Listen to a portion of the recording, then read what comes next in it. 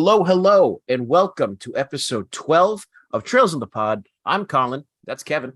We got a great episode looking back on the start of this wonderful, epic game, the start of something, the end of something. I'm so excited to get into listener feedback, to get into the game, to get into predictions for SC. It's just such a bridge between what was and what will be. But you know, Kevin, what I like about this episode is that it's the finality of FC. We're done with FC after this. Been going through FC since June, since May, something like that, like for a couple of months. And these games are going to take a while, but with this, we will have completed our discussion of FC. We've been talking obviously chapter by chapter, but that mostly means we're talking about plot points. Maybe gameplay comes up here and there, but we have to remember this is a video game. And there's a lot of things that go on in our enjoyment of the game, that you can't really talk about chapter by chapter, such as the effectiveness of different gameplay systems, the overall feeling of the soundtrack, stuff like that. So that's what we're going to get into today. Yeah, and we have some listener feedback. We asked two questions. One was the weekly question, what do you look for in an RPG and why? And the other, I asked on Twitter about Joshua in the end of FC, his revelations, what he did to Estelle, kissing and leaving, not even kissing and telling, and what was the audience reactions on that. And I gotta say, I think most people really disagree with me about Joshua. So we have one. Pork Bob on Twitter said it's hard to answer, but ultimately Joshua's not an asshole. One, he's 16. Two, he's just been re-traumatized into remembering what, not sure how on what of the details, what he did remember, what he didn't. About, by the way, he was an infamous, cold-hearted child assassin, child soldier for a couple years, who was just reminded of the evil that he did by someone who he thought was good, Alba/Weissman. So, is Joshua an asshole? No. And then Pork Bob said about RPGs, what they like, it's a fun battle system, plenty of chances to strategize and no grinding. Good lore, good story, good characters, but that's hard to judge. And yeah, what makes someone like lore or characters is a lot more subjective, I feel, Colin, than good, well-working battle systems, because those can really almost quantify, but people tend to agree on what's fun and what's not fun for combat. Do you think so? Yeah, I would say so. I mean, people have their preferences for what kind of systems that they like, but just the fact of the matter is systems are designed mathematically. Which means that there is something objective behind that, and it's the analyst's job to figure out what that is. Story writing does not happen mathematically. Not yet. DALL-E may put us all out of business one day. Well, hopefully we'll be long retired by the time computers can do narratives and scholarship. And also, about combat versus, say, story, you can explain the details of a combat battle system without getting into spoilers. Now, could you tell me in late May, Joshua is awesome because of his past as a former assassin? That's one of the big twists of the game. Can't say that. Absolutely not. When you predicted it after the first fucking episode, I couldn't be like, you're right. You had to get to the end of the game. Yeah, but we can talk about the art and the craft of the Trails battle sequences, how they interact, what's better, what's not, and you can do that in a lot more detail. Yeah, so Ben replied to us on Twitter. He only talked about the Joshua question, and he's basically like, look, the dude's 16 and he just found out that he was a member of an international terrorist organization. It would be kind of unrealistic if he didn't have issues acting quote unquote rationally. Ben points out that it's a little bit of a trope, running away from people that you care about because you think you're going to hurt them, but like it kind of makes sense in this situation, and I think Ben's right here. We have to remember that irrationality is a rational response at times. I'm just saying, Colin, I would have, like Ben Shapiro, destroyed Joshua with facts and logic. Okay. 16-year-old traumatized? I don't care. I'm going to let that one go. Why don't you read the next one? Next, we have something from our regular listener, Kate. And she said the first time she beat FC, she was really annoyed with Joshua. Yeah, I agree. But then, after further reflection, his actions are understandable. Not justified, but understandable. She can understand why he felt the need to do what he did. And that's part of the reason why she loves FC, because it's about characters who we've come to know acting in ways that are true to them. Not the best course of action, not the most logical course of action, but you see who they are, who they've come to be. You see why they do what they do.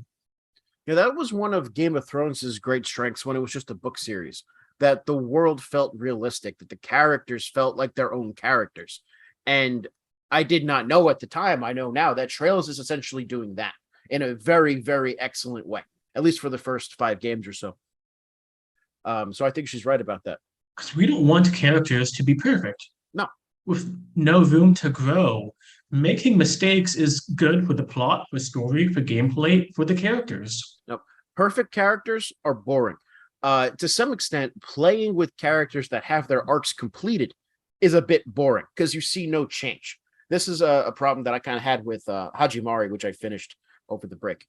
We'll discuss later in the episode if static characters who don't have an arc, whether that's good and bad. I think it can be good sometimes, but we'll have more to say that in depth later on. Yeah, it can be good. But anyway, we'll talk about that. And Kate had an interesting point about the music and soundtrack of RPGs. And I think it makes a lot of sense.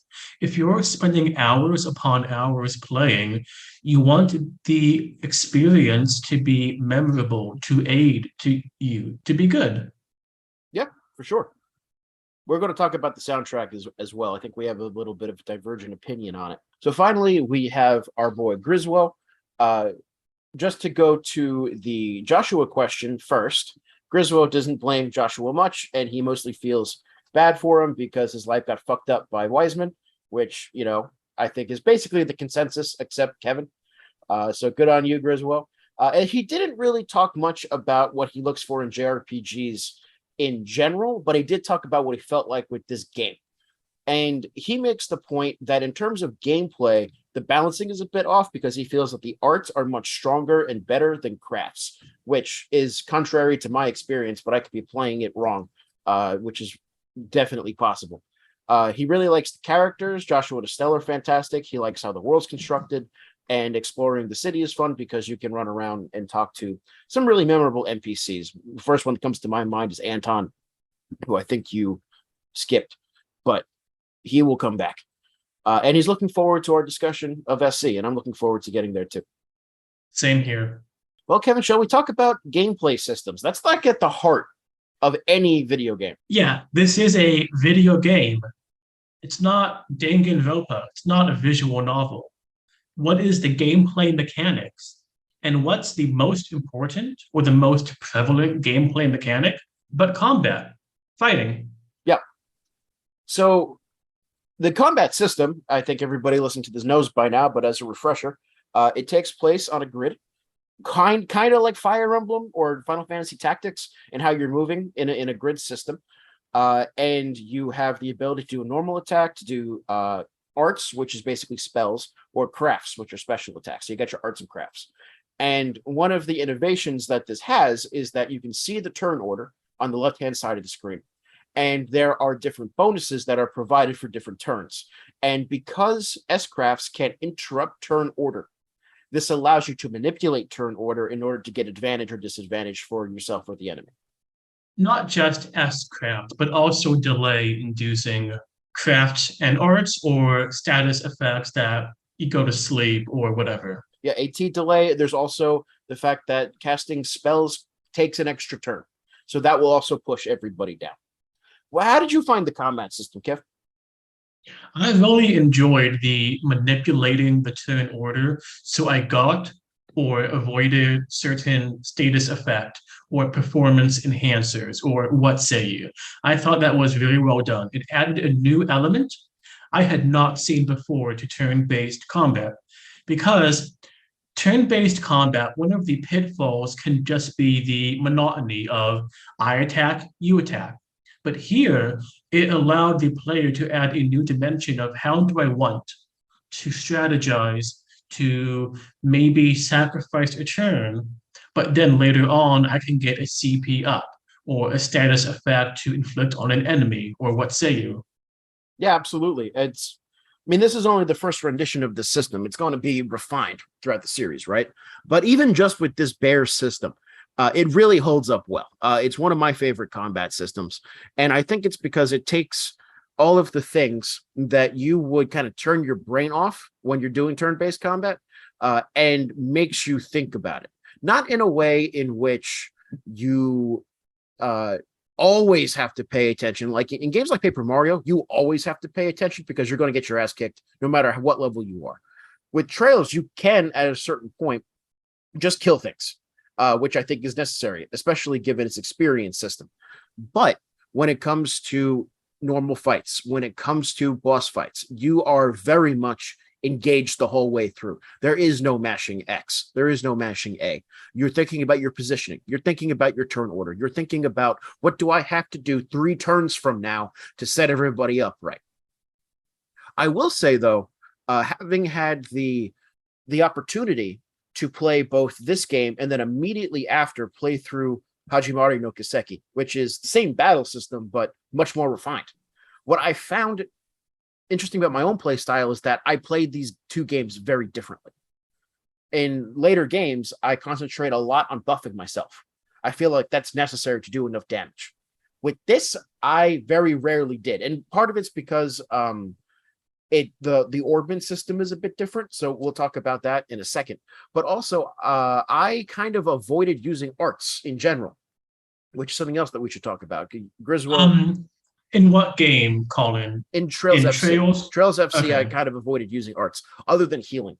Because you say in our document here that arts are overpowered, and so too does Griswold. They're much more powerful than crafts. Myself, I opted to use crafts and normal attacks almost all of the time because arts had delays and crafts were an immediate impact that I could plan around. How did you get enough CP once you go, even if you start a fight at 200, you'll be depleting CP quite quickly. Well, I think that is mitigated by a couple of factors. The first is, I mean, I'm not using my S crafts all the time. I'm using normal crafts.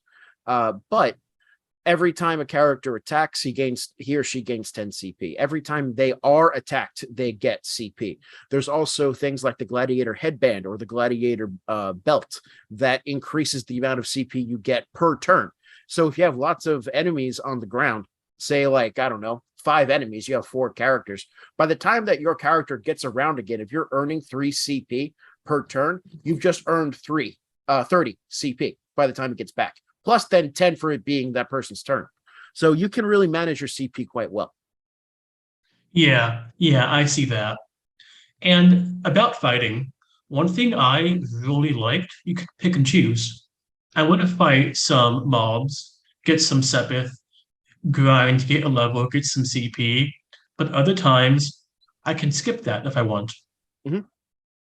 So we've been kind of positive about the combat. Are there any pitfalls? Are there any downsides to it? So it's tough for me to think about downsides to the combat that are not downsides from, say, the difficulty I was playing at. Mm-hmm. But I do agree with Griswold that arts are OP compared to attack and to craft. Is that a good thing? Is that a bad thing? I'm not sure. Say, story wise, I can see how that in universe this would make sense. It's a new, incredibly powerful technology.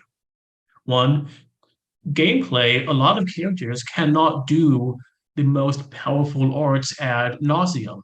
You have to save room for healing, or say you have Estelle, who has a very low EP ceiling. And I don't know. Is it good? Is it bad? The best arts users, the quote mages, they are squishy. They have low HP. They die quickly. So I think it's balanced. But sometimes when you really need them to be OP, like say for the earth damage immunity, that's an AoE, that really saved me in the final boss fights. Sure. So yeah. What do you think about the Orbment system? Did you actually use it much? Oh yeah, I spent a lot of time inserting and exerting and taking out orbments to fit a particular play style or to mold a character. What say you? Joshua, I want high dodge tank, high crit chance. Estelle, ADF boost, strength boost. She's a tank. And I thought it's a great way to customize characters for any sort of situation. Say you go to a boss fight, you die. Say you're not like me and you reload and try to, do a different strategy. You can say, oh, I'll get these type of ornaments. I'll take out, say, fire. I'll put more water, maybe more earth, whatever. And that's a completely new party almost to go tackle the boss. Different buffs, different arts, and so forth. I hear what you're saying. I agree that this game gives you that kind of flexibility. I do wonder if the difficulty is not really balanced around that. Hard mode probably is. I played on normal mode, and now part of it's because just putting stuff in there in the first place, I kind of knew what I wanted. I also knew that I wouldn't get access to all of these party members until the very end of the game, so I didn't really care about their orbments because they're going to be going away anyway. But I almost never really cared about swapping out different quartzes on my characters. I found, Colin. yeah. So, question for you: about how often in a boss fight or monster side quest would you get a total party wipe and start over? Very rarely. Every chapter? No, Okay. very, very rarely. It happened. I think I brought up almost all of the times that it happened. And I'm not certain that my game my game did weaken the enemies. That's true. But that happened like with the fight with the Jaegers on top of the tower. It happened. There's probably one or two other times as well, but pretty rare. The Spec Ops soldiers in the tournament? No, I beat them first time, I'm pretty sure. Oh. I'm pretty sure. I could be wrong. Yeah, I don't think I lost any of the tournament battles. I beat what's his name in this game? Lawrence. I almost said his real name. First try. I think I beat the final boss first try. So, I mean, I don't know. I didn't really feel the need to do much of that customization. Well, I mean, we have three strategies here. We'll get it right on the first go, mix and match with orbments after you get a total party wipe, or just select weaken enemies and try again. Weaken enemies and try again. Weaken enemies until you can do it. I want to share some inside baseball here real quick on that, because I've been making fun of Kevin for doing this like the entirety of the podcast. Because it's funny. I was playing through Hajimari no Kiseki. I get to the final boss, and the way that this is structured, it's like you have to level up all of your party members, and there's more than 50. I'm like, I'm not gonna do that.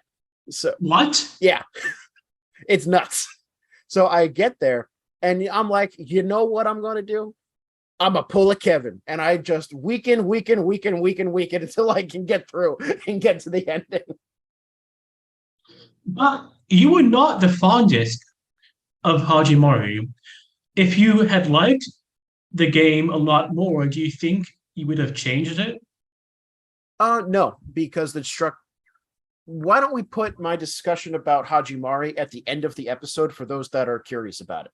We don't want to get too sidetracked here. But yeah, after we talk about FC, I do want to share some thoughts about Hajimari. All right, what are your thoughts about equipment for FC? Two things that come to mind especially. One, locking in characters to the weapons in story they are experienced with, that fit their personality. Like Estelle with a staff. Up close, it's non-lethal. It's the weapon her father uses. It is perfect for her. And so we get better staves throughout the game. Joshua with his knives, Tita with her cannon, and so forth. So I think that was good for story. It's good for gameplay. You're not stuck with indecision. What do I put? I have too much inventory. No, you get the better one each chapter, or maybe two each chapter, and that's it. It is very simple. There's never a decision that you have to make between one piece of equipment that has like more defense but weakens your attack or something like that. It's almost always pretty much straight upgrades. Is that good or is that bad? I think it's a good thing. I can see how others who want more customization would be a bit annoyed with this feature. I mean, I think it works well in this game. I think, yes, there is the potential that the equipment system could be more engaging, right? If you could customize your armor, or if you could have different variations and mix and match so that you can plan out your characters. It's one of those difficult things to say because, on the one hand, yes, the game could be more interesting if it was that. On the other hand, this is the game that we have, and the equipment system works fine. It works good enough. And it really helps the characters. Would you It'd be so different to see, say, Estelle with Agate's greatsword or dual wielding guns akimbo. It's not who she is. Correct. That said, one thing I would have liked is to see on the character page or maybe the sprite somewhere the progression, because the images we get are beautiful. The full portrait, the full body sprites, they're great. Mm-hmm. But they're static. But seeing maybe different kinds of staves or knives or equipment, somehow different visual would have been great. But that said, this game does take place over a month, 6 weeks, not a long time. And so having the same outfits does feel good with the story, but it is a bit missed for the visual customization. I hear you on that. I don't care about that as much myself, and we'll talk more about this when we talk about graphics, but I think that skipping out on stuff like that lets the team focus on things that are more important, like the story and the gameplay. I get that. I get that. Side quests. I'll start off with this one because I've played through all the games, and this series is known for its side quests. And you see a little bit of that genius in this game once you get to Zeiss. In Zeiss, there are some good side quests about like finding this cat or using a cat to find a guy who's smoking in the lab, or the acerbic tomato quest. That's a classic. That one comes back. So there are some really memorable quests there. But most of the quests are not that interesting. There's some extermination missions. There's a couple of like escort missions or go get this item and bring it back. And it's fine, but it's not particularly engaging. Whereas with later games, it gets more engaging.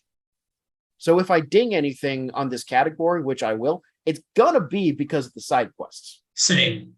The exact same for the same reasons. They're good for gameplay.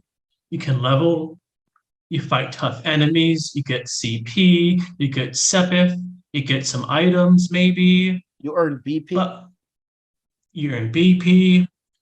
But for the gameplay, it's good. For the story, they're just forgettable and bland. And I do think you're right. In Zeiss, we do see a shift. And from what you've said, it looks like this shift is the new normal from here on out, the side quest. Most of and them, I'm looking forward to SC and the other games a lot for this. Yeah, I think SC will definitely have more. There are not side quests in Trails the Third, but it'll make sense why when you get there. Damn, okay. I mean, I think every time I talk about Trails the Third, it's like, this feature isn't in Trails the Third. Why? I can't say. No, exactly. I cannot tell you. You'll find out in like 6 months. Okay. But party members, what do you think about this way that they do it, where you get 1 or 2 new party members for each chapter? It's kind of transitory. You don't have a permanent party until the very end. Okay, this cements the idea Joshua and Estelle are the focus of the story. So that's good. I think it's good for gameplay because we get to see different styles. Olivier and Shira played very differently than, say, Tita and Agate. or Chloe and Agate, or Zin and Olivier, whatever. These combinations make for different gameplay. The story, I think it's good. They come in, they solve an occasional problem, as in this specific issue. Then they go off to their own items. They are independent and have autonomy beside following Joshua and Estelle. So that's good. I can see how some would think it's annoying, whether it's for the characters, you come to like them, you want to see more, or you love how one plays, like Chloe as a phenomenal healer. So I can see how this would be a negative for some people. But for me, with how it bucks the tradition of a lot of RPGs and JRPGs, I think it works very well for gameplay and story both. I agree that it works very well for story, precisely for the reasons that you mentioned. That is one of the things that contributes to this world, is because the characters that you're using actually live there and actually have their own agendas. And in gameplay, I'm a bit mixed on it. So on the one hand, something that I hate in RPGs is when you are given all of these cool characters to use, but you can only use a certain amount of them at a time, which means that you have to pick and choose. And while that's good for customization, what it will often mean is that then I never use about half of the available people because I have my party set out. This happens in the Tales series, for instance, happens in some Final Fantasies as well. You seem puzzled. This seems like a good thing then, because it forces you to use everyone at one point or another. Well, that's what I was about to get at. The advantage to the system is that it does allow you to use each character on their own merits, and then there's a bit of customization at the end. The disadvantage to that, though, is that because they're transitory, I don't feel a sense of ownership over the characters. And maybe that's the point, but I am also the one managing their equipment. I'm the one managing their orbments. And so what this means is that I care about Josh and Estelle's equipment, and then Olivier and Zin or Shara or Tita come second. Same with Orbments. I don't think until the very, very end, I didn't touch anybody's Orbments except Josh and Estelle, because I knew that once this chapter is ending, they're gone and they're going to go do their own thing. So why would I waste the Sepith on them? Okay, I get that, and especially in the beginning, with how limited cash Mira is. Yeah. It often does not make sense economically to spend money unless you really have a lot in excess on the side characters. Which you can do if you do all the side quests. That's how you get most of your money. And also you can sell armor and weapons back. There's no upgrade system in this. So you can afford to get everybody what they need, but it's not going to happen all at once. And so you have to prioritize. That means you would not be buying as many EP potions or celestial bombs or whatever. Well, see, Kevin, if you never use arts, you never have to use EP bombs.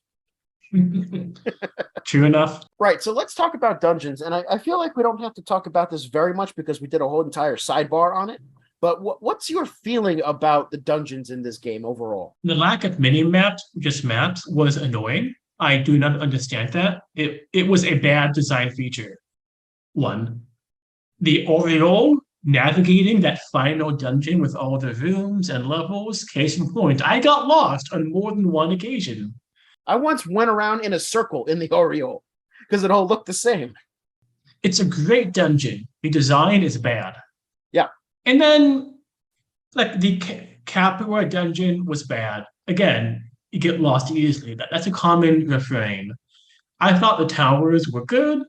They were repetitive. You see one, I think it's the same layout with some customization, but it's the same mostly. It's the same aesthetic. Yeah. So overall, I think the dungeons it's a B grade. They were good. There's some big flaws with them, I hope, are rectified vis-a-vis maps. It will be eventually. I don't know if they're rectified in SC, but certainly they are eventually. I would give it a C, to be honest. There's nothing good about these dungeons. The most good thing I can say is that exploring for chests is rewarding. That's definitely the case, especially in the Aureole. But in everything else, the fact that it's really easy to get lost, the fact that there's nothing additional there to keep your interest, especially once you hit the certain experience cap, you're not gaining any experience to fight these mobs. Everything is just, you need to work through this to get to the story. And the story is good, but the dungeons in themselves are not good. Okay, so we have that. And then the last in the gameplay, before we give it an out of 10 rating, how does it feel to go from one town to the next? For me, my favorite was going to Zeiss, the underground tunnel. Mhm. It was different. It felt different. The monsters were different. It was not the road and the grass and forest on either side. Though, I guess also the going to Ruan, I think it was, through the mountain passes was different. But for the most part, I associate for me going from one town to the next, the road and the forest, which is okay-ish. I think my favorite was the road from Bose to Rouen because there's a lot of opportunity there to explore things. Like, for example, if you head down to the beach and you go into this little alcove area, I'm like, oh, maybe there's a chest in there. And I go in there and you end up saving a dude from monsters. And it turns out that he's a treasure hunter. And it unlocks a whole new side quest where you go and you find some pirate treasure. Like, that's really cool. Yeah. When it comes to going from town to town, it's basically the same as dungeons in the fact that you have an overworld area to explore, you have enemies to fight, you have treasures to unlock. The difference is that these are varied biomes. There's a more wide open space, so you can avoid enemies pretty well if you want. And especially in places where you're going from one town to another, like Revenue Village back to Bose, or the village that is right before Rouen, where you have to go back and forth there. You get a sense of familiarity with the location. And I think that goes a long way to world building as well. These feel like places that people have traversed all of the different times. So I think moving from town to town is great. It's a much better than their dungeon design. So we have combat, we have equipment, we have side quest, orbments, so on and so on. Overall, how do we rate gameplay in Trails FC?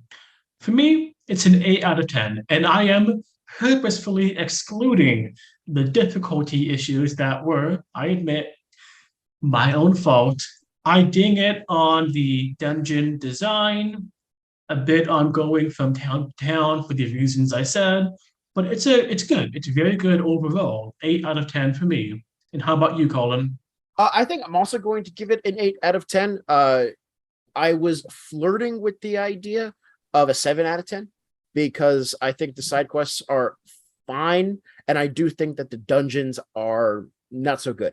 However, it's really saved by the combat system. Look, this combat system is one of the best in JRPGs, bar none. I do kind of hold it up as a golden standard. At least this concept. Maybe not necessarily the one particularly in here, but it's still a great foundation for it.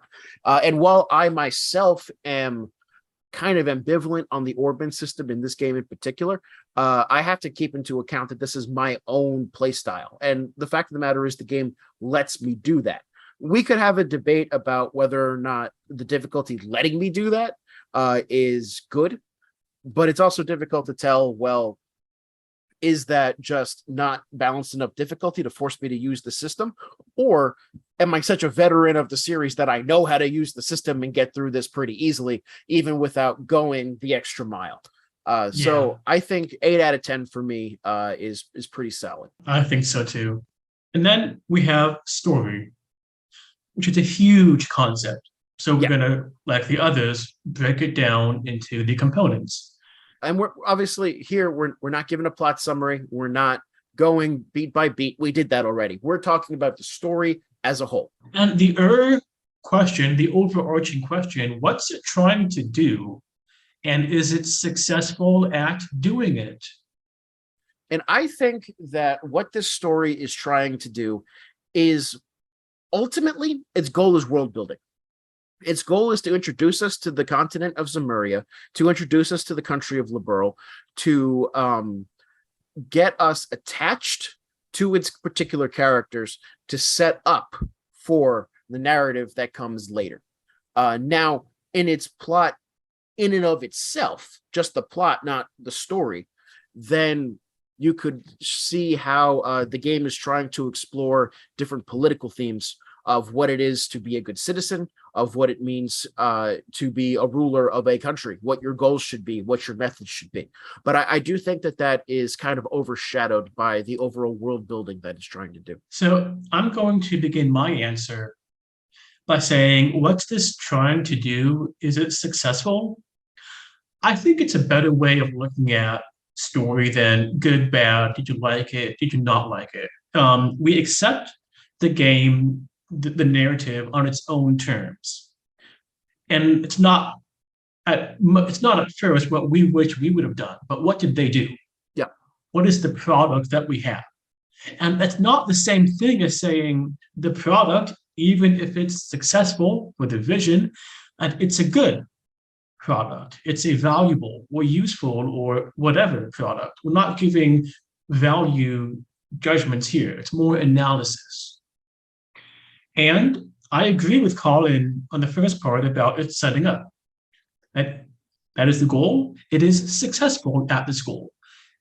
This then raises the value question of 50, 60, whatever hours for setting up.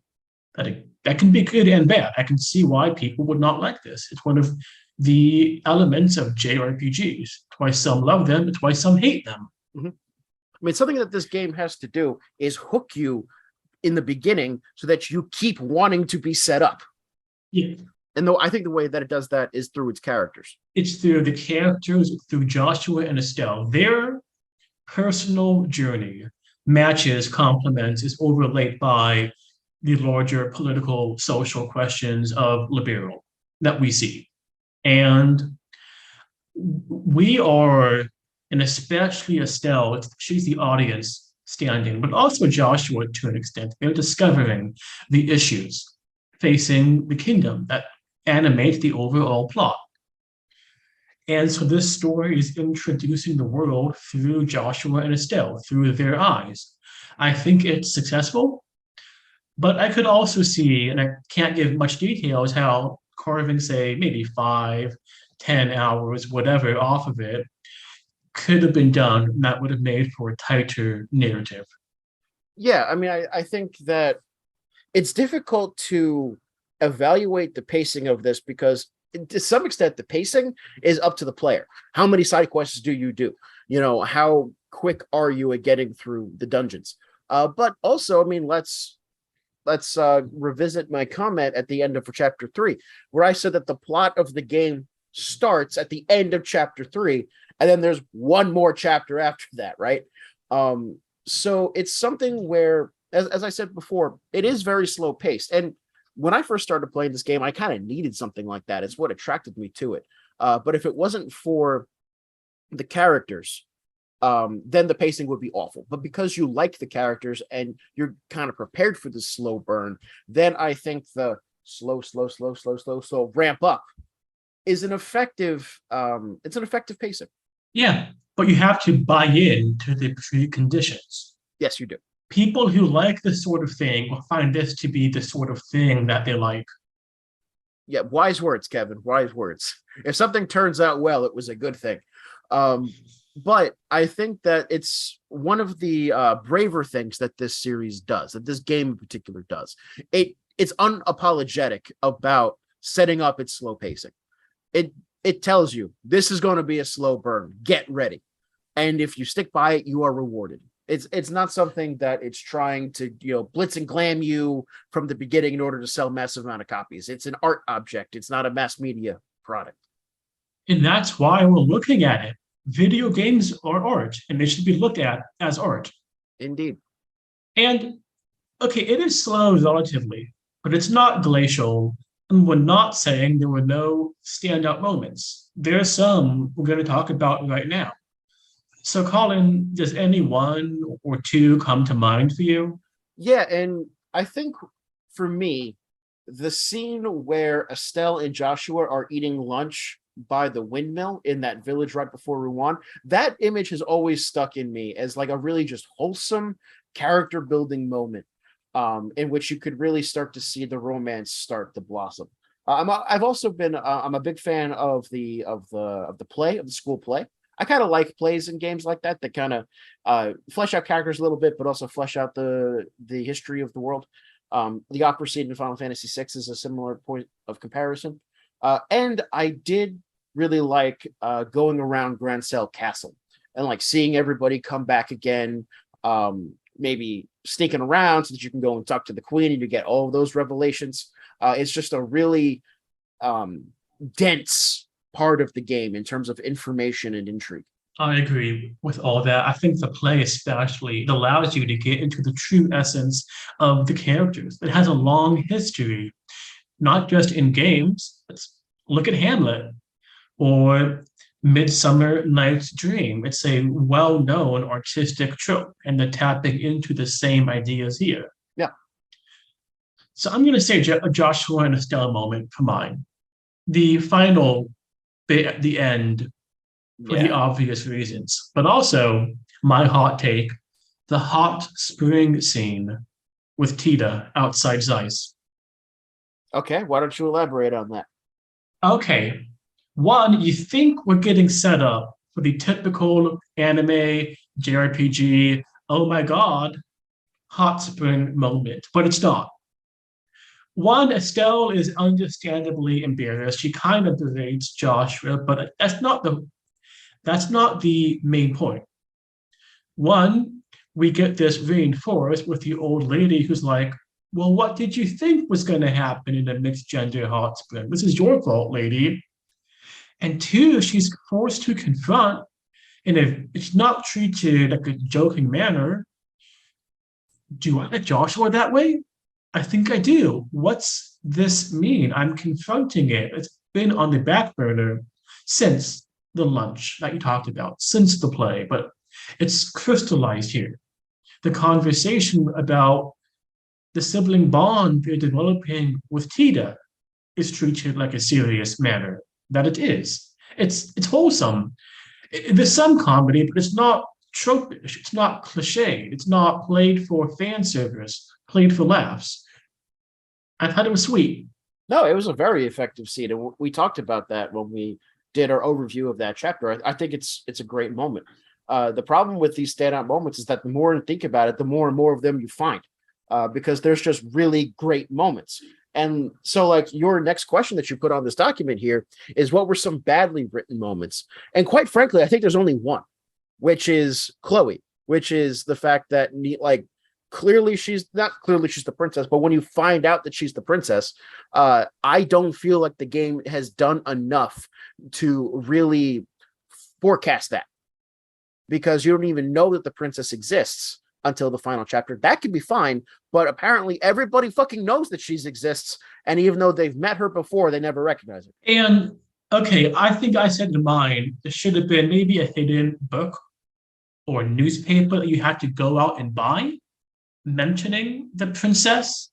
There she is mentioned in a newspaper in the final chapter, maybe in chapter 3 too. Before, much earlier.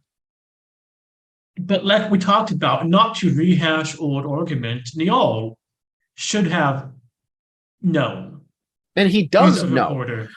And it's like, when they were talking about the succession with Duke Dunan and stuff like that, you come off with the impression that he's the only heir. And yet there's an entire conflict about there being another heir. And it's knowledge that is relevant that would have had. Yeah. And it just feels weird. I'm fine with no one else hinting, because that would have been a very tightly kept secret. Yes. But maybe one person giving an oblique hint or something to make it feel better. Because we talked about not everything needs to be foreshadowed. A twist is fine. But in this case, it's asking us to think a lot of the characters for this particular moment only are blind, deaf, and dumb. Like, I think that a really good point of comparison is the foreshadowing for Joshua vis-a-vis Weissman versus Chloe and her being the princess. Because with Joshua, it's throughout the whole game. Clearly, there's some dark stuff going on with him. Yes, you don't know precisely, but like you were able to predict pretty early on what it was, or at least very close. The game isn't hiding stuff from you, it's waiting to reveal it. Whereas they do try to do foreshadowing with Chloe in terms of her conversations with Julia and stuff like that, but they don't make any sense until you already know that she's the princess. Yeah, I mean, from chapter 4 until you go see her, it is really obvious she is the princess. Yes. But they should have taken that total amount of foreshadowing and spread it out a bit more in the third chapter. Mm-hmm. Sorry, it's in chapter 5, not chapter 4. There is no chapter 5. Oh, no, sorry, it's chapter 4 and chapter 2. Yes, chapter 3. I mean, it would be good to have more foreshadowing in chapter 3. That would actually be more interesting, but Chloe's not part of chapter 3. You kind of, I don't want to say you forget about her because you don't. And chapter 3 is pretty short. In either case, Kevin, how do you rate this story? 9.5. The only demerit is the Chloe thing, but everything else, it is what I want in a JRPG, in a game, in a story. I will rank it a 9. And I rank it a 9, A, because of the Chloe thing. And while I respect the fact that it goes by very slowly, I do think that it plods a bit at points to where if you are not already invested, there are a couple of moments in which you might just want to turn off the game. And while I respect the game for having the courage to do that, I think that a successful story minimizes those moments. But it's still an excellent story. I agree. 9 out of 10 is still very good. So next, characters. So I don't think we should spend super much time on Joshua and Estelle because we've talked about them in every chapter. Yeah, we talked about them a lot. And the growth and journey in every chapter and the overarching arc, we talked a fair bit in the last episode.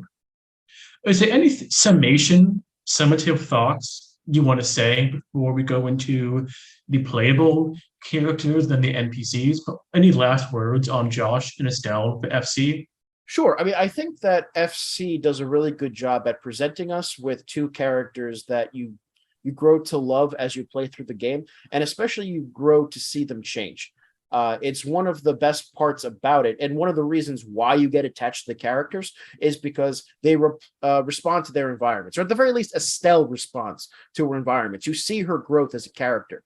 Joshua is kind of static until the end, but I think that's on purpose. You know, he's already the experienced one. He's already the one looking out for Estelle. It's only when he gets that sudden revelation that, bam, things change for him. But that sudden change is effective because you're already attached to the stoic, staid Joshua you've had the whole game. So, question for you. Does Joshua have positive or negative development as a character? And two things before I let you answer. One, an arc does not have to be positive. An arc is change, whether it's good or bad. And you can have awesome characters who have negative growth, who deteriorate. What comes to mind? Taylor Herbert from the web novel Worm does the wrong things for the right reasons and loses herself. Would you agree with my statement? Joshua has a negative growth where he is in the end of the game compared to the prologue when we wake up that morning, is in a worse position. Yes. Morally, mentally, yeah. I would agree with that. I would put this with the caveat that, and I don't think this is a spoiler or anything like that, the game makes it pretty obvious that all of these arcs are in mid-development, that things are going to keep happening. So we'll have to evaluate the entirety of Joshua's arc. But certainly by the end of this game, he's gone from like an 8 to a level 5. You know, it's gone down, and for understandable reasons. It's not an unsuccessful change, but he's not a better off person than he was at the beginning. He's destroyed a lot of relationships with the people that matter most to him. Not just Estelle. What's Cassius going to think about all this? I know, but I won't tell you. You'll find out in the beginning of next game. That is a relevant factor to consider. What will his adopted dad think about him realizing, confessing, kissing, drugging Estelle, and then vanishing? That's going to be a relevant thing to consider. Well, you also have to keep in mind the fact that Cassius knows Joshua was the one who tried to kill him. Yeah. Or what about Joshua's friends? I mean, I do think it's understandable, but it's an action. Like any action, it will have consequences, Yeah. good and bad, that he can control, that he cannot control. I mean, some of them are going to be unintended. Some of them are intended, to be quite frank. I Yeah, mean, leaving yeah. Estelle is intended, however negative that might be.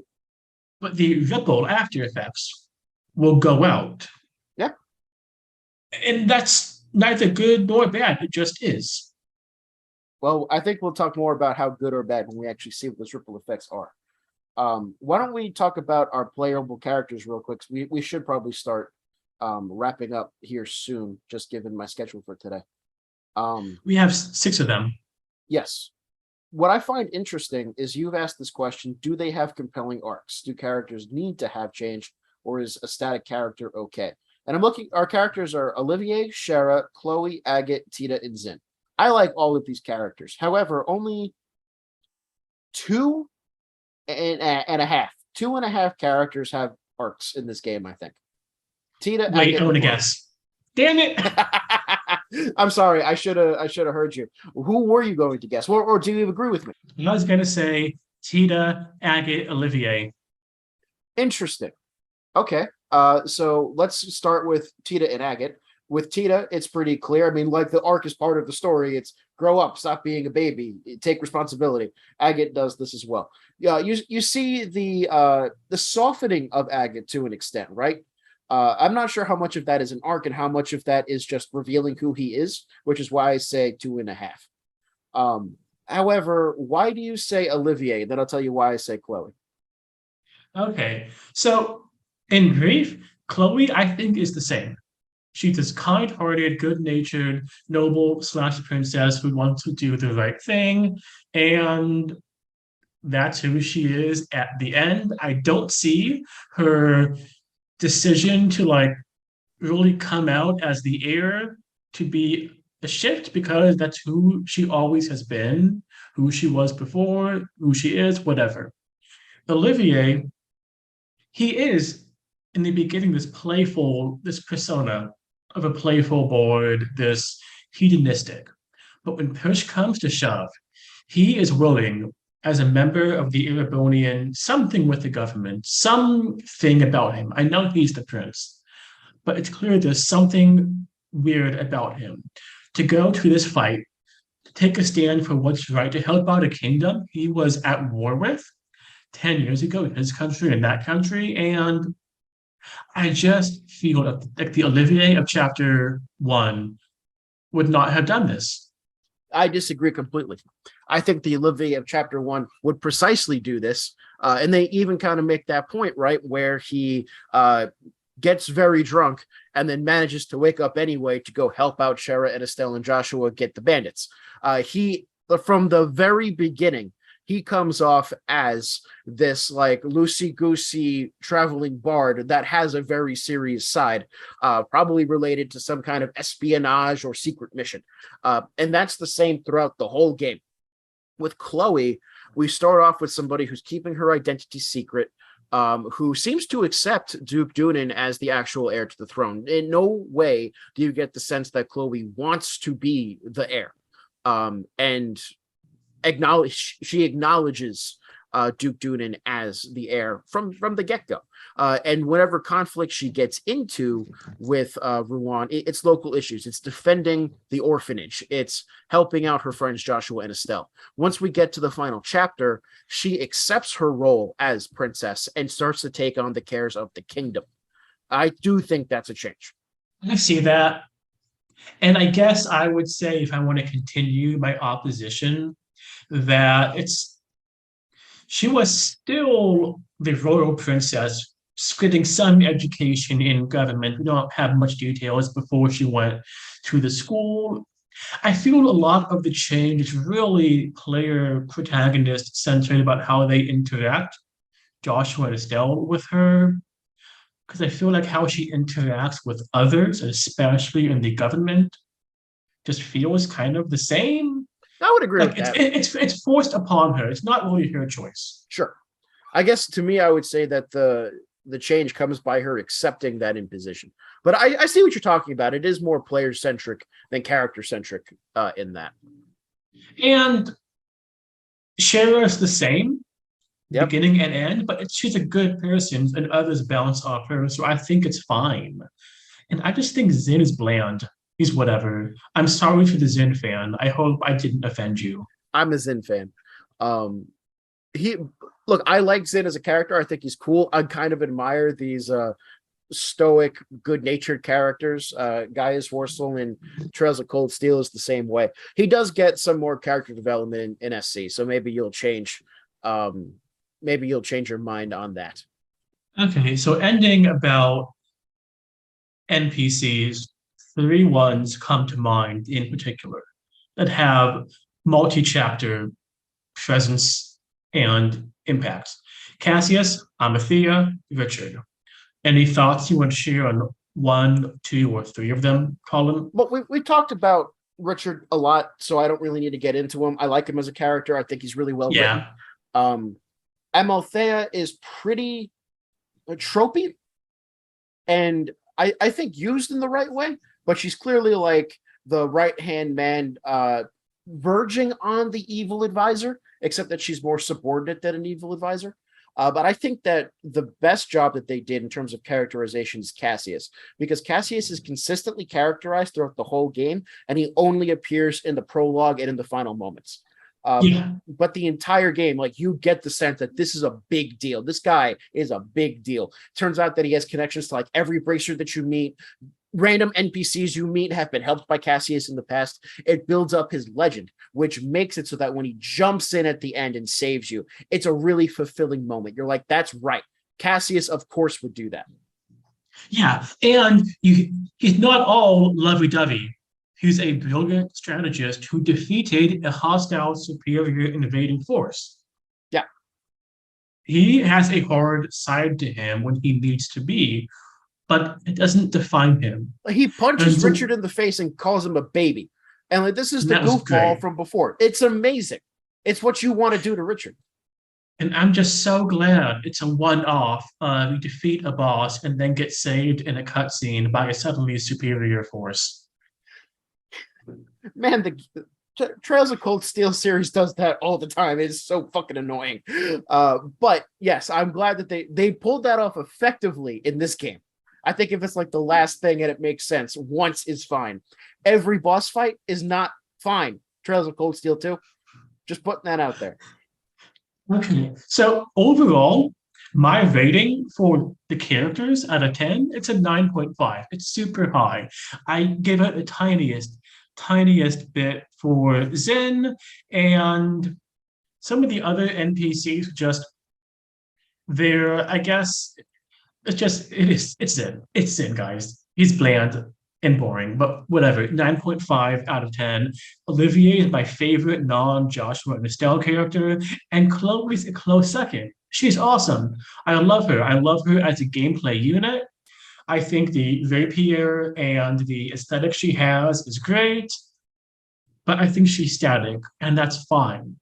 If you're a good person, becoming a bad person is not always the great thing to do. Sure. I'm going to give this a category of 10 because, unlike you, I like Zin. I think Zin's cool. In terms of my favorite characters, look, everybody's got to say Olivier. It's Olivier. Olivier Lenheim is fantastic. Following Olivier, I really like Shara. Maybe it's because I have an affinity for alcoholics in my video games because I feel less bad about how I'm playing the game, which is with a lot of wine. But also, I really like the banter between Olivier and Shara. It's some of the best character writing that you get in the whole game. They have incredibly kinky sex. You cannot convince me otherwise. I'm not going to try to convince you otherwise. The only question I have is who's the top and who's the bottom. Power switches, Colin. All right, so 9.5 for you, 10 for you. Graphics. That's going to be controversial, I feel, because how do we grade graphics for an older game? I mean, I think it's something that you have to do. It's basically. I know, Colin. I'm trying. My thing is, how do we do it? I'm trying to explain how we do it. God damn it! I mean, look, First, you have to remove the expectation that cutting edge graphics is the only way for it to be good. You have to look at the art style. You have to ask, what is the art style trying to convey and how successful it is at conveying it. One question for the art style. Should we ask how much is this limited by the technology they were using that was available for the budget in general? Yeah. Is that an appropriate question, do you think? I think that it is. A game can look amazing on the N64 that looks like dog shit on the PS4 because it was originally an N64 game. So yes, you have to keep in mind technical limitations. And so we have to remember as well that this game was originally designed to run on the PlayStation Portable. That's about PS1, early PS2 graphics. Yeah, I would say it's about in between. We are aided by the fact that we are using it on computers, which means that the resolution can be a lot larger, you can make things sharper, but the core art style is going to remain the same. So one thing I thought was phenomenal, the portrait sprites with the expressions, especially Estelle's. Yes. They give so much emotional resonance, funny, serious, sad, making text sizes bigger, or the weird musical notation notes. I'm not sure what they mean. Is it is she singing? Is Estelle going to sing it? I think it's like is somebody yelling? It's a sing-songy voice. But it fits so well with the aesthetic of what they're trying to do. Yeah. No, the portraits are fantastic. Absolutely fantastic. The art style will change in Zero and Ow, and I think honestly kind of for the worst, but they are amazing in the liberal arc. But I also really like the sprites. This game series made me a sucker for 2D sprites on a 3D plane. I don't know why, but I love it. And I think the reason why is because the sprites themselves have just enough character to be identifiable and to show off the story that they're going, while leaving enough of the imagination to where the fact that they're just standing there doesn't bother me. Compare that to, say, some of the 3D games where you would expect a lot more fluid motion and you don't get it, and people still just stand there and talk. You can fill that in within your mind with 2D sprites. You can't with 3D. It's less uncanny valley. It's less uncanny valley. The abstraction reduces the uncanny valley. So overall, I think the sprites for me, they were okay. They didn't add or detract. They're what I would expect from that kind of game on that kind of platform being published and made when it was. But overall, the graphics I rate for me as an 8. It's consistent, it's evocative, and it's really carried by the full body sprites we see in the menus, and also the character sprites with the expressions and how they manipulate text. I will say the graphics, the 3D backgrounds are evocative. The biomes, the blue in Grand Cell Castle, the ice future stuff in the Oriel. It's good. It's better than I would have expected going in blind for a PS1 type graphic almost. How about you? So I would rank it a 9 because I love this kind of 2D art style. The reason why it's not a 10 for me is a bit unfair.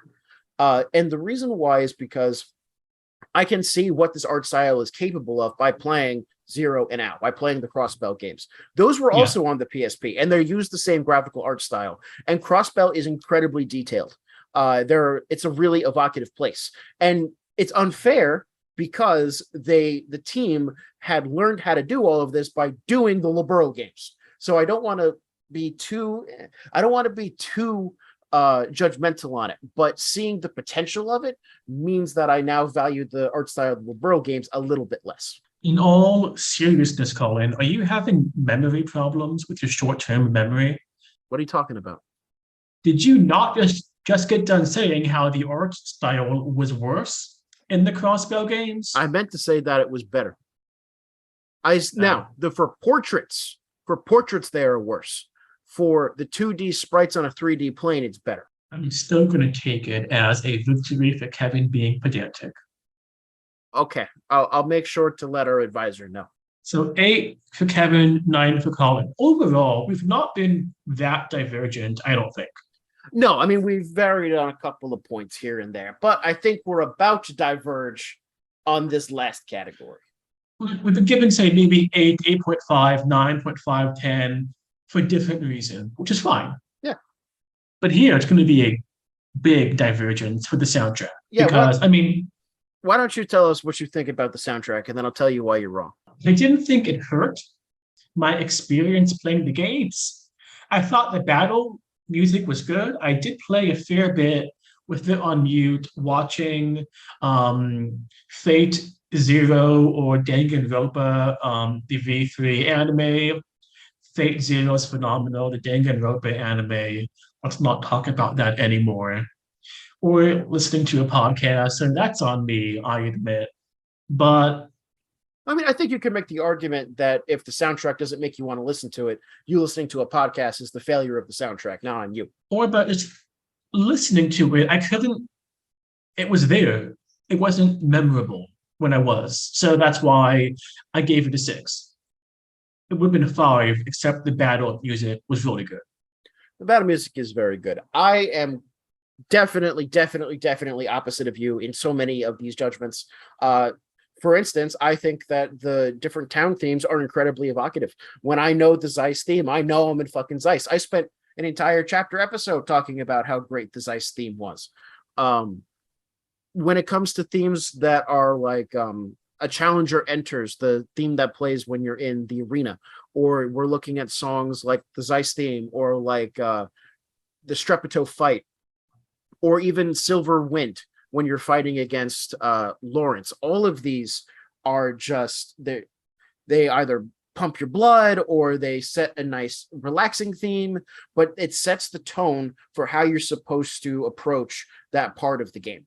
And also the sound, the songs in and of themselves are excellent compositions in their own right, especially when I first started playing the games. But even now, 2 years later, I'm still listening to these soundtracks all the time. It's my writing music. It's my reading music. It's my get into the car and sit while I'm doing laundry music. It's just excellent. And there are better soundtracks in this series. I think SC, it can be better. I think that the Crossbow games have a slightly better soundtrack, but this is fucking amazing songs. And I'm giving it a 10. I'm giving it a 10 out of 10. I'd give it 11 out of 10 if I could.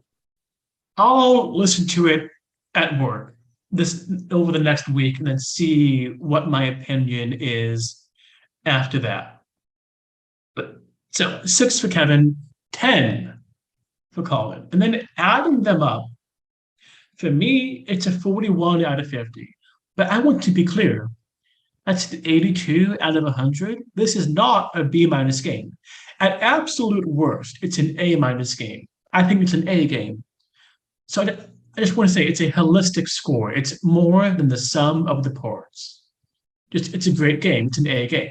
And Colin's is a 46 out of 50. Yeah, which I guess would be like a 92. But as you say, this is not an A- game. I do think that we, as academics, we look at scores like that and we immediately go to school lettering grades. It's the natural thing.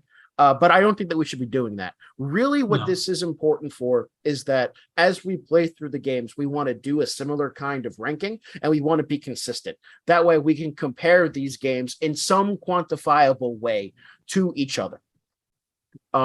So for me, yes, that comes out to be an A-. It's an A game. It's not an A+ game. There are problems with it. It's not the best game that I've ever played, but it's one of the best games that I've ever played. It's one of the reasons why I wanted to do this, is so that I could experience it again. So excellent game. Real quick, just say the name. What's the best game you've ever played? Trails from Azure. Just Azure. Yeah, so same series. I think so. If we're talking about most influential, it might be Fire Emblem GBA, but no, this series is my favorite series, and that's my favorite game in the series. For me, I'll just say it, best game I've ever played, Fire Emblem Three Houses, specifically the Crimson Flower route. Sounds good. At some point, you need to play the other Fire Emblem games, man. Yeah, I do. Our average is a 43.5, and that seems right for the reasons we've just discussed over the podcast. Yeah, I think so. Okay, so I'm going to end the episode with a question. So this is Trails FC, first chapter. How is this as the start of a series? We've talked a lot in this episode about its setup, and you have to buy into the setup with the characters. And what we think of, did that work? Did that not work? We thought it worked. But we want to hear your thoughts about sequels. You, the listeners, what's your preference for sequels? Are they the same? Mostly, you want that? You keep what got you interested? Do you want them to be deviations, to be more different, take a chance? What should a sequel do? I'm very interested to hear their thoughts, and I'm not going to give my thoughts on it yet because I still want to think about that. Do you have any preliminary thoughts? I want a sequel to break new ground while keeping the core elements. Sure. New ground, mostly in terms of characters and writing. Doesn't mean new characters, but I don't want the same kind of themes and arcs and plot beats. Mhm.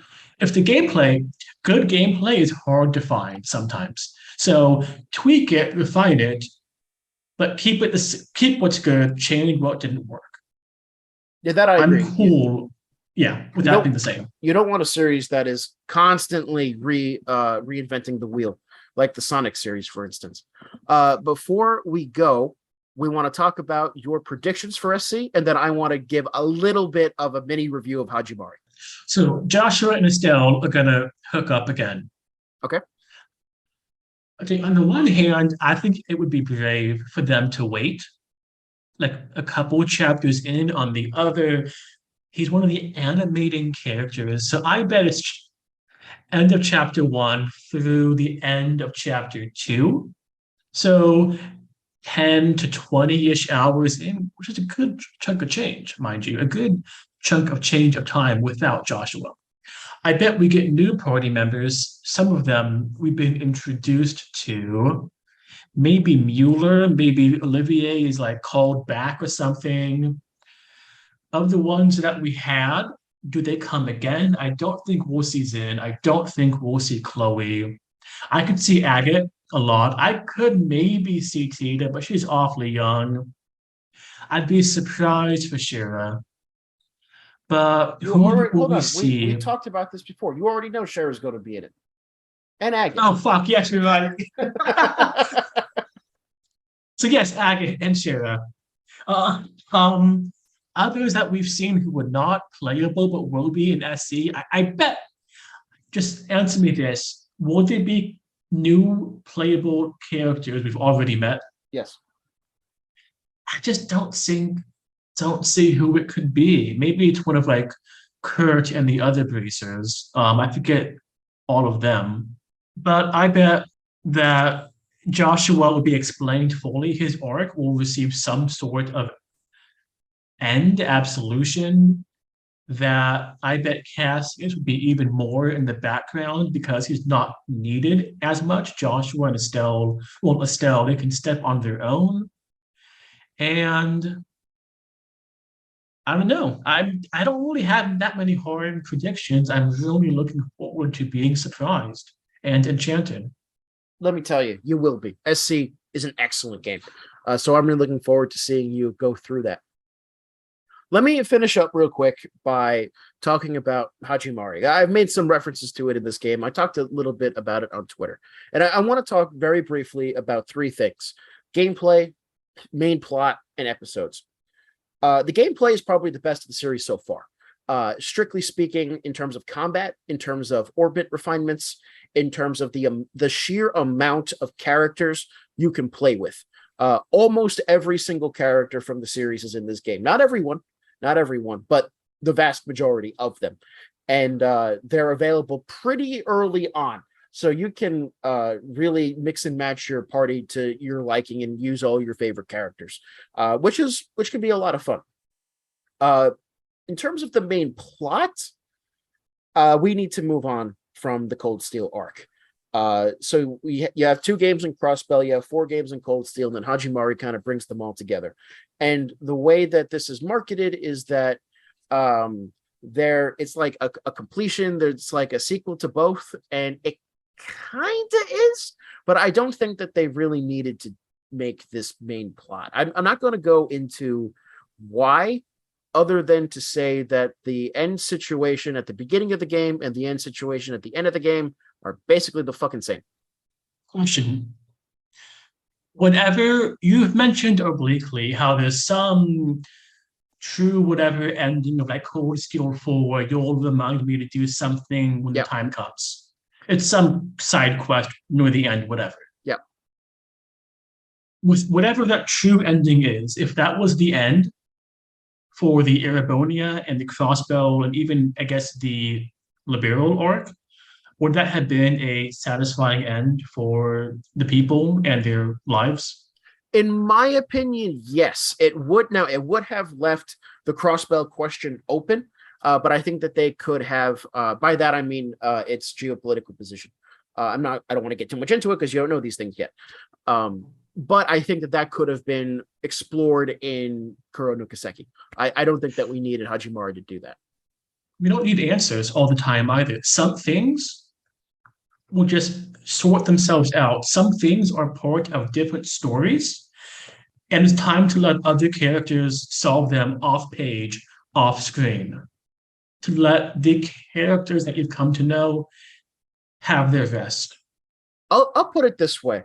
The opening cutscene takes place in Crossbell, and they're going to be doing a sort of ceremony that's very important to Crossbellians. And it's interrupted, as these things typically are, by some nefarious force or whatever, and that kicks off a 70-hour RPG. If the game had just stopped with the ceremony and it was successful, it would have been the same. The questions around Crossbell, they end up being resolved the same. It would have been completely fine. You would have lost a little bit of characterization for one character in particular that's kind of the new character in that game. And yeah, there's some character development for the C route, but most of the characters you play with in this game, their arcs are done. They've been done, and so they're just there. And most of the dialogue is different characters going, so that's how it is. You mean that's how it was like? And like, yes, that's a trope of Japanese writing. It is more prevalent in some games than other. As you get farther into Cold Steel, it gets more and more like that because they make every character say it. But it's frustrating. It's annoying when you have 50 characters and they all do that, especially when some of these characters should have moments, should have like standout moments. But because all of these characters' arcs are done, they're just vehicles for the plot. And the main plot is bad. The main plot is awful. And I don't want to say why because you don't know it. But it is fucking stupid. Now, let me move on to the episodes. So what this game does do, it has a tertiary area called the True Reverie Corridor, where you go through a dungeon and you unlock orbs, and orbs will unlock different minigames and different narrative episodes. And these episodes go back in time in between the end of Cold Steel 4 and the beginning of Hajimari and kind of flesh out the characters. And most of them is just big cutscenes.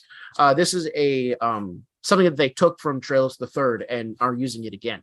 And that stuff can be really interesting. There are some really interesting episodes there that push characterization that kind of maybe hint towards what's coming next.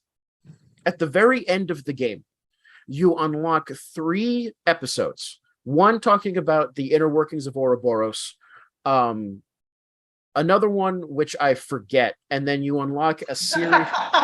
Well, I might be confusing them. There might only be 4, but either way, at the very end, like after you beat the final boss, you unlock 3 visual novel-esque events. It's the first one. Okay, I fucked up. I didn't forget anything. It didn't exist. You have the Ouroboros cutscene, and then at the end of the true final boss, you unlock these 3 visual novel-esque episodes that directly link the events of this game to Kuro no Kiseki. And it is the best writing in the game. They're fascinating stories. They're bringing back everything that makes Trails good. The politics, the intrigue, deep characterization. You're exploring the mentalities of new characters. You're exploring a new culture in these cutscenes or in these visual novel segments. And it's excellent. Like, once I finished that at 2 a.m, by the way, and then I had to take a flight out at Syracuse in like a couple hours after that, I wanted to play Kuro no Kiseki. I'm looking at the English patch every day for that changelog for it to get to the point where I feel comfortable playing it, because I'm really looking forward to Kuro no Kiseki. But I just want to point out that the best writing of the game is at the very end of a 74-hour adventure, and I could have just looked it up on YouTube. Question: how about as a game, the mechanics? The mechanics, How's that? As the mechanics, this is the most refined game in the series. Mechanics wise, it's excellent. My main problem with it is plot structure and plot. That's it. So that's good to know, and I'm really looking forward to seeing what I think about this the next 8-9 years. Exactly. Well, guys, I think that'll do it for us. Thanks very much for listening. I think we talked about it. We're going to be off next week. We're going to take one final break and then head off to SC after that. Yeah, that gives us time to recalibrate, reset, do some other editing and so forth. And we're gonna do other things. Like I need to prepare for my fantasy football draft. I mean, I'm starting to teach next week. I kind of need to spend a little bit more time preparing for the class I'm teaching than playing Trails, but I'll figure it out. So we'll see everyone in 2 weeks, but we hope to see you sooner than that, whether it's on Twitter, whether it's on Gmail, talking about, this series and other JRPGs and so forth, why Claude in Three Hopes is so much better than Claude in Three Houses. Okay, I'm Kevin. That's Colin. That's the end of FC, but the start of something new. Thanks very much for listening, guys. Bye-bye.